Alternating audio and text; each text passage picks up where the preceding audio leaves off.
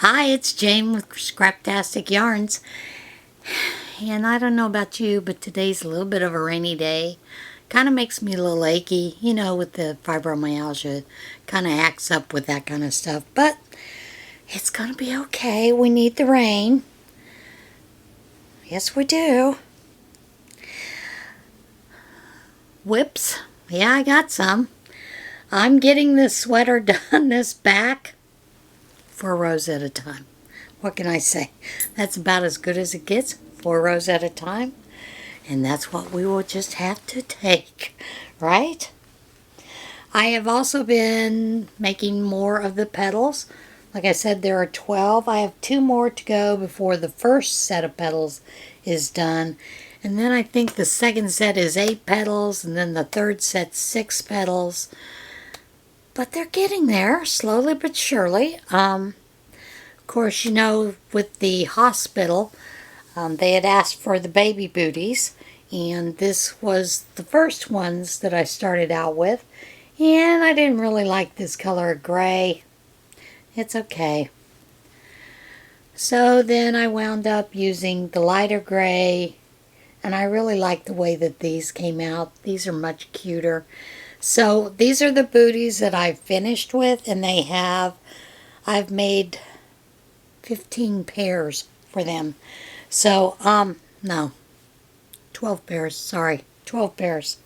So, those are ready to go for the hospital. Now, earlier I had a bag sale, and some of those bags are still available. So if you want bags, some are still available. But someone had asked about a tote bag, and I do have one more of the giraffe tote bags with the giraffe hide on the inside. So, like I said, $25, PayPal, Venmo, Cash App, Zelle. All those are down in my description below if you want it. First come, first get. That's the way we're going to roll today. And I will try to remember to put an information card up here for those other bags that are left. The only other bag that is not left is the purple skulls and roses bag. That one I am taking on the cruise with me because Jolene has asked for it, so Jolene will be getting that and we'll get to meet on the cruise. I'm excited. I can't wait to meet you, Jolene, and I just can't wait to meet everybody that is on the cruise. I think it's going to be a fun time, so, yeah, I'm excited about that. Now, here we are, 3 minutes in. I have nothing left as far as this goes. However, as far as the house goes, there are, the shelves have been put in. The shelving in the kitchen and the shelving in the vanities in the bathrooms. I'm going to insert a video here in a moment, and in that video, it's very choppy, very mixed up, but I think you can see what's going on. Granite is supposed to be coming later this week, if not next week. So we still have a ways to go, although he thought it would be done by the end of this week. I didn't think that we'd be ready to move in till maybe the 3rd week of May or the end of May. So, but it's coming along. And I'm getting really excited. The shelving is fantastic. It was done by he is now a non-Amish person. He was Amish. He left the order. But Matt King does a great job with custom cabinets. I had asked for one of those steps that pulls out that falls one way or the other. And I thought about getting 2, but I decided on just 1. Now I'm thinking I should have gotten the second one, but that's okay. And I'm going to show you little snippets throughout the video. The whole thing is going to be put together of the entire shelving units, those kind of thing. And of course, on the kitchen island, you have the pull-out shelf that has trash cans. There'll be the dishwasher there, the kitchen sink, you know, all the fun stuff. You know, what can you say? I've had a lot of people talk that have seen this because I posted it on Facebook, on my Facebook page, about how many electrical outlets are in the kitchen. One of my friends teases me that I'm going to blow a circuit. I use all those outlets. But, and I didn't ask for that many outlets. That is just something that they do in the kitchen. Not sure why. But, okay. You know, I've gone from having 2 outlets in my kitchen to having multiples in the kitchen. The craft room, however, I did specifically ask for on one wall for some electrical outlets to be at least shelf high. I did that because if you're using an iron or an iron press, you don't want to have, it's so low that it's so hard to get into. If you have an iron, you lose a lot of cord if you have to have it plugged into the ground and you only have a few inches, you know, to iron. So that was my reasoning for the outlets in the craft room. So yeah, like I said, I'm getting excited. I can't wait to see once the granite's in. I have a feeling it'll be finally put in after I'm already on the cruise, but that'll be okay. It'll be nice to come home and see that. So it is coming along well. However, you know, we still have to decide on the landscaping, those kind of things. And some of the plants that I purchased them last year at a sale. There, of course, we had a hard freeze, and it looks like some of them may not have survived. But they do come with a guarantee, so there's that. So, yeah, that's it on the house update. So, of course, there will not be a video next week because I will be on the cruise. I know Billy had talked about possibly doing lives or videotaping on the cruise, uploading those. But I have a feeling, just because of some of the information I am hearing about the internet, you might be able to upload while you're in port. If you are staying in port, you could probably upload, but your speeds are going to be extremely slow. So, you know, you may get a video afterwards. I'm still debating about whether I should take my camera or not, just because I don't know if I want to have to lug it that far. And of course, with TSA, you can only take 2 extra camera batteries. You have to put tape over the metal parts. You have to bag them up separately so that there's no chance of them accidentally, you know, getting together, creating a spark, starting a fire, that kind of thing. So, yeah, still trying to decide if I want to do that or not. We'll see.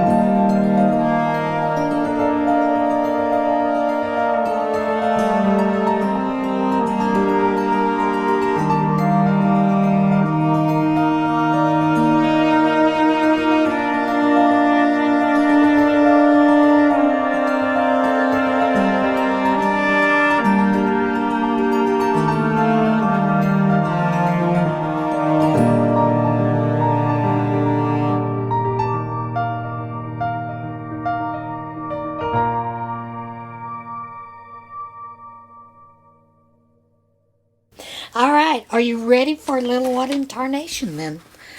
These have been short and sweet, and I'm hoping that once I get into the house that I'll be able to spend much more time crafting like I want to instead of going through things, packing up things, that kind of thing. So, anyway, what in Tarnation? Dog missing for 26 days, walks 40 miles to his former home. A lost dog in Northern Ireland was found 26 days later after walking more than 40 miles to the home of his former owners. Lost Paws NA, a charity dedicated to locating lost dogs and cats, said a golden retriever named Cooper was surrendered by his previous owners and was later adopted by a new family. Cooper fled from the car the moment he and his new owner arrived at their home in Dungannon. Multiple sightings were reported in the ensuing days, but Cooper managed to elude search groups as he crossed County Tyrone. Cooper was finally captured once he arrived at his former owner's property in Tobermoor, more than 40 miles from his new home. Cooper was reunited with his new owner, who said the dog lost some weight during his long journey, but is recovering at home. Now, I know there is this love-hate relationship with bees, although we really should love bees because of the things that they do for us as far as cross-pollinating, those kind of things. But you just don't expect bees to show up at a PGA tournament, now do you? Fog of bees briefly interrupts PGA Tour's Mexican Open. The PGA Tour's Mexican Open was briefly interrupted when a swarm of bees sent a group of golfers ducking in the grass. The PGA Tour posted a video to Twitter showing Eric Van Rooyen preparing to hit his approach shot when he quickly crouches in the grass in Vidata Vallarta. Van Rooyen can be heard in the footage repeating the word bees in warning to his caddy and fellow golfers Francesco Molinari and Ches Revi. The camera operator ends up crouching in the grass alongside the rest of Van Rooyen's group. The announcer in the video described the incident as a fog of bees. There were no reports of injuries. However, Van Rooyen went on to make par at the hole. "It's funny, but certainly don't want to get stung by those bad boys," he told PGA Tour officials. I can't imagine getting this many drinks at my home at once or during a week, but you gotta admit this woman did a good thing with what she wound up with. More than 150 beverages delivered to a woman's home without explanation. A Sydney, Australia woman is trying to solve a mystery after hundreds of dollars worth of drinks, including Gatorade, Powerade, Coke, and Fanta, started showing up at her home. Laura Rafferty said on the video, she said on TikTok, but she's since removed the video, that the bottles started arriving via DoorDash on April the 22nd, and the deliveries continued for several days, totaling more than 150 bottles. Rafferty said she contacted DoorDash and was told she could keep the bottles, but the identity of the person who ordered the drinks remained a mystery.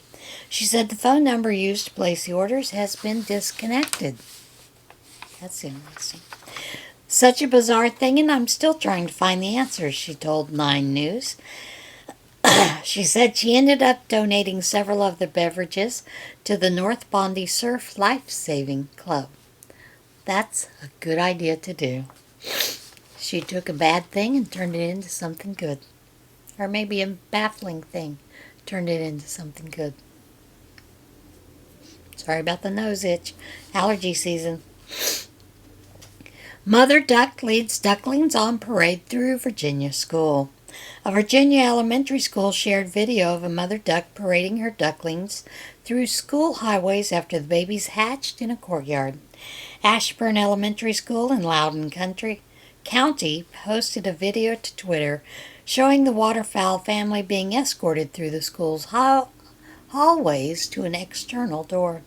School officials said the mother had laid her eggs in a closed-in courtyard, so the birds had to pass through the building on their way to a pond up the road. "Make way for the ducklings," the school tweeted. The school said a second duckling parade is expected soon, as another mother duck laid her eggs in a second courtyard.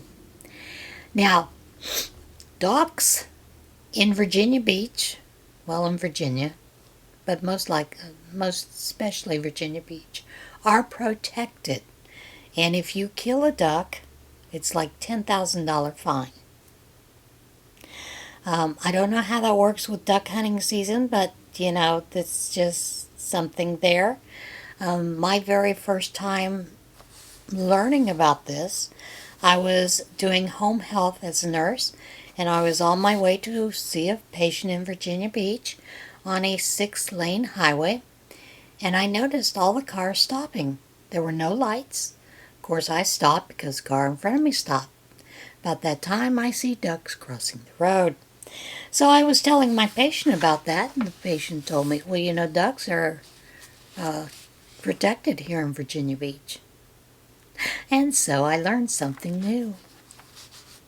But yes, duck parades are amazing to see. Wandering bulls visit the residential neighborhood caught on camera. A wandering bull made its way to a residential neighborhood in Texas where it was caught on video by security cameras and surprised witnesses. The mystery bull was spotted wandering around yards in a Dickinson neighborhood in the early morning. One resident's Ring doorbell recorded the bull walking past their front door, while another resident's home security camera captured the bovine wandering in his driveway. Witnesses said they don't know where the bull came from. It was unclear whether the bull was returned to its home or whether local authorities were called about the animal. The bull was just going for a stroll. It's lucky nobody got hurt. Bulls can be kind of aggressive, but usually that's only if you're around their heifers. They don't like you to mess with their heifers, so, All right. Deer breaks into Michigan house, jumps on a bed. Could you imagine the video of that? Of course, there isn't video, but there's pictures. Sheriff's deputies in Michigan responded to a home to eject an unusual breaking and entering suspect, a deer. The Bay County Sheriff's Office said members of the Monitor Township family were at home Monday when they heard the sounds of a front window shattering. The family members soon discovered there was a deer running wild through their home. Deputies arrived to find the deer in a bedroom. The Sheriff's Office shared a photo of the deer standing on the bed. The Facebook post branded the deer an unusual B&E suspect. The deputies closed the rest of the rooms in the house so the deer could be escorted from the bedroom to the front door. Luckily, neither the deer nor deputies were injured, and the family opted not to press charges, the sheriff's office said. And there you have it. What in tarnation? Okay. We're in the month of May. So let's move on to the devotion. And you know that I am using the Amazing Grace devotional.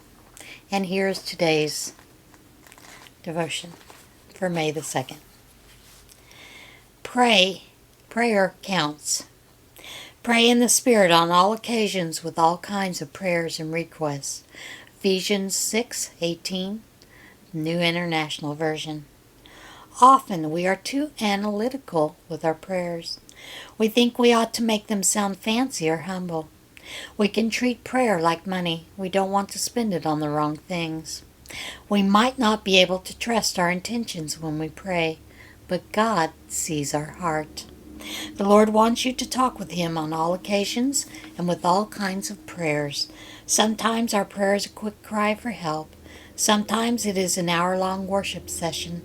No matter what kind of prayer, Jesus will always be present to hear you.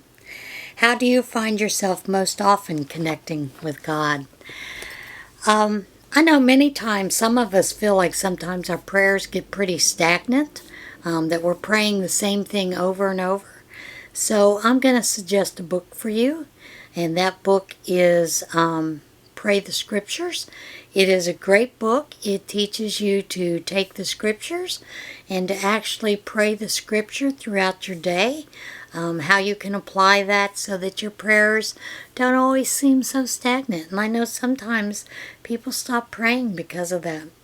But I would challenge you to take a good hour and spend that time in prayer or communication with God just by yourself. You'll be amazed how much your prayer life will open up and how much you are able to let God work in your life. Yeah, it's an amazing thing. Prayer is an amazing tool that we have as Christians, and even for anyone who is not Christian. It's one way to find your way to God. So, yeah. All right. That is it for today's podcast. As always, be kind to one another. Love one another.